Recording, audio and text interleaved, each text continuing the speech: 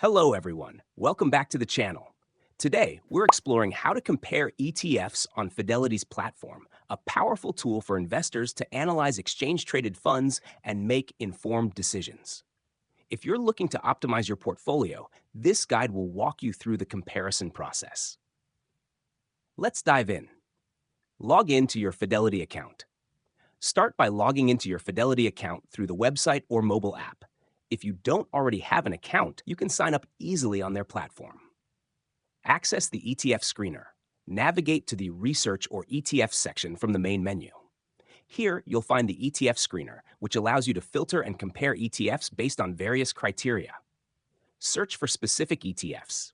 Use the search bar to find ETFs you're interested in, or select from Fidelity's curated lists, such as sector-specific, low-cost, or top-performing ETFs. Add ETFs to the comparison tool. Once you've identified ETFs to compare, select them and click the Compare button. Fidelity allows you to add multiple ETFs for side-by-side analysis. Analyze key metrics. The comparison tool will display detailed metrics, including expense ratio, understand the cost of managing the ETF, performance history, review returns over different time periods, holdings, see the assets that make up the ETF, risk level, evaluate the ETF's volatility and potential risk. Use interactive charts. Fidelity offers interactive charts to visualize performance trends, sector allocations, and other data. These tools help you assess which ETFs align best with your goals.